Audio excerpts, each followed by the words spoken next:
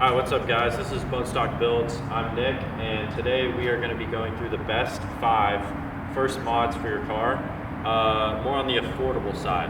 These will make the most difference for your money and kind of give you the best value for when you're starting out with just a bone stock 3 valve. This is only for 3 valves. Some of these parts are interchangeable with the 05 to 09 V6s and maybe even 2010s, stuff like that, but this is mainly, you know, Mustang GTs from 2005 to 2009 that I'm talking about. Well, to kick things off, we're going to start out with lowering springs.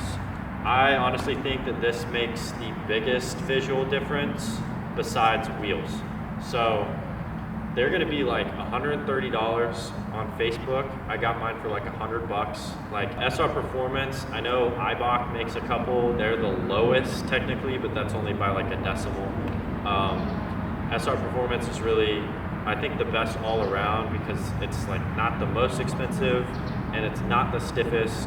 It's pretty much perfect for if you just want to get your car a little lower and kind of get used to like having it low. It was only $150–200 to install, so I mean it really wasn't that bad for someone that wasn't working on their car at that time, and it made the car a lot different. Now I have Raceland coilovers on this car now. They're the Primos. Honestly, wouldn't recommend them. They feel like they're broken all the time. I'm actually going to switch them out probably for some BCs later and then eventually go to bags. But one of the things about like all these mods is that you don't have to buy the best thing first.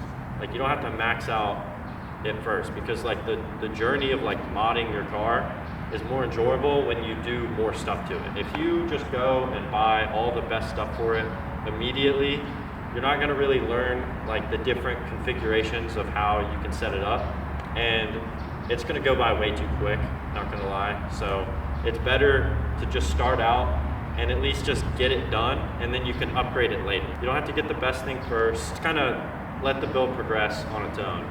Compared to this, now there's videos on my TikTok. My Instagram's down right now. I'm working on getting it back, but there were videos and pictures from before that you can go and look at to see the exact ride height. I was on the same wheels as I am now, 19 by 10.5s, and it honestly looked really good for only spending $130 in parts on it. They rode honestly perfect. It stiffened up the suspension a good amount, but it didn't make it like unbearable. There was never a time where I was like, damn, I wish I had the stock springs, because at no point did I wish that after I got them, which is good. The coilovers, a little bit different story, but the springs were perfect. Like I said, I would go with the SR Performance, try to find a used set on Facebook. Pretty much all the springs will last for a while, so you don't really have to worry about like huge amount of miles, because I mean, they're gonna last regardless. It's not like buying shocks or whatever, like the springs are gonna last. So yeah, I put that at number 5. I think number 4 is going to be a front lip for the GTs, and it will be specifically the CDC lip. You can find them, honestly, I would buy the ones off of Amazon for like $180. You can buy the other ones for a little bit more. CDC makes them. This is a Cervini Type 2, which is the exact same specs as the CDC. It's just the mounting is a little bit different, but either way it's the same exact thing. But you get one of those and then you paint match it. It's a little dark here, but this is all paint matched blue, and then I have this painted white. So that probably costs about $200 to paint, maybe a little less. And you can put it in yourself. You don't need a lift, you don't need a jack or anything like that. Pretty much just drill it straight in and you're good. I did it without power tools, so. For the money, it makes one of the biggest visual differences you can get for this car, because it makes the entire car look lower. The original like chin on the GT bumper honestly looks horrible because it's like, it like overhangs, and this kind of gives it like more of an underbite, like it's more aggressive, you see. So I honestly like, I love it how it looks right now. I may switch to a California Special bumper, but for the meantime, the fact that this CDC kind of like goes out so far and it's lower, it makes it look crazy aggressive. And especially in pictures, you can get really good angles because like if you're top down on the car, you see all three levels, like the hood, the bumper, and then the splitter. And you can kind of tell, like it looks really cool. So that's gonna be my number 4. Now, when you do put a splitter on and you get low enough, it's gonna be a pain in the ass because eventually you will hit something and tear it up. It's kind of like a subscription. You're paying like 200, 300 bucks every couple months. But if you have lowering springs, it's really not that much of a problem. It's really only a problem on coilovers when you get low. All right, for number 3, it's gonna be a little bit different than most lists. I'm gonna go with a head unit for your radio. This is a Sony XAV, and then there's a bunch of numbers after it. Those are for the measurements and like the size. Basically all you do is just go onto Best Buy, type in your car and everything, and it'll tell you which ones fit for it. But for like 200 to 250, and you can get them on sale at Best Buy all the time. They're always on sale. It's honestly perfect. It's got CarPlay. You don't have to listen through the aux port on your car anymore, which the audio sounds like shit when you do that anyways. This improves it a lot because it's got, like, technically it's got a built-in amp, and it's also got like an EQ. So you can fully customize like how it sounds. If your speakers crack at a certain hertz, then you can drop it down, whatever, and kind of dial in the 2006 speakers, because they're not great to begin with. I mean, obviously it's an $8,000 car. It's not gonna be great, but this definitely helps it. And for 200 bucks, it's way better than going and replacing all your speakers. You also get CarPlay. It comes, like, it's corded, so you plug a cord into it and you can charge your phone. You don't have to use a cigarette lighter, especially the ugly one on the dash. That thing looks horrible. And it's just honestly really a pain in the ass, especially if you have stick. This, the wire can just kind of tuck down in between the seat, and it never gets in the way when I shift. It'll charge my phone decently quick. I mean, it's nothing crazy, but it works and it helps. And then also, there's no place to put your phone that's like good. You just get mad every time. So you end up tucking it in between your thigh and the seat, and you don't want to like pull it out every time to look at it. This, you can just have the maps and the music on right there. You can control it from the screen. It's touchscreen, all of that. Honestly, and it makes the car feel, you know, a little bit newer. I'm not gonna lie. I'm kind of anti big screens in most cars, especially the newer ones, but it actually helps this car a lot. For 200, 250 bucks, I would absolutely keep putting that at number 3 all the time. Okay, number 2. I'm gonna kind of make this interchangeable with number 1 because it really just depends on what's more important. Do you like looks better or do you like performance better? So, you know, swap these out however you would want. Most of these mods are all pretty equal on my list regardless, so the order doesn't really matter. But I would go with a set of wheels. This will by far make the most difference. The stock wheels on the Mustangs look absolutely god-awful, and they are like, they hide inside of the fender. Super tiny rims, big tires. They just suck. I got these things, they're all scratched up and whatever. I bought them like that, but I got them for $450 with 6 tires with like a little over quarter tread. They were Michelin Pilot Sports, I'm pretty sure, so that helped a lot. And that was 450 bucks. Now, you're probably gonna find like any normal nice set for like $700 or $800, but even then, it is so worth it once you get the wheels that you want. You don't even have to get like a perfect set of wheels. But as long as you just have something on there that isn't the stock wheels, your car will look a million times better, like no matter what.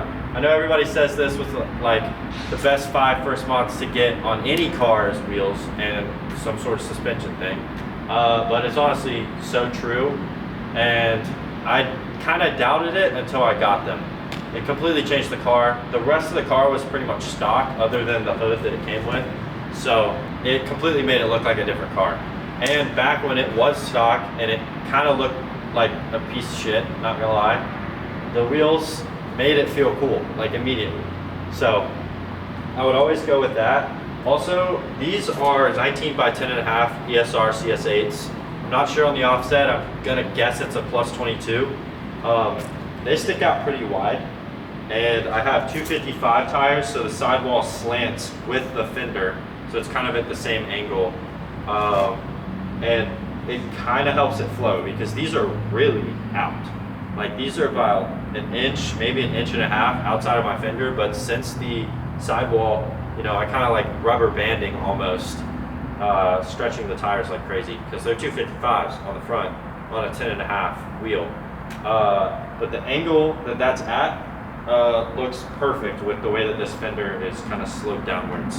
The back end is kind of the same, but those do stick out. I mean, they stick out pretty far. So it's not by any means perfect fitment, but it's definitely like a muscular like stance. I would definitely go with wheels for your number 2 or number 1. You don't have to get them first, but if you do get them first, it can help you kind of shape your car around the wheels, because that's what I did, and it helped a lot with that. All right, the very last mod that I will talk about, and I've had this on the car for a while, is an intake and a tune, both at the same time. And you're gonna wanna get an intake, a cold air intake that requires a tune, because if you don't, then it just doesn't really do much at all. It's not worth the money. This is a JLT Series 3. I know people run the Air Raid. Those are also really good. It lets in the same amount of air, adds the same amount of horsepower. Pretty interchangeable. It's just really what do you want to go with. The filter on the JLT is gigantic though. I don't know if that helps or makes it worse, but it is huge and it looks crazy. So that's why I went with that one. As far as the tune, you've got to get an SCT tuner.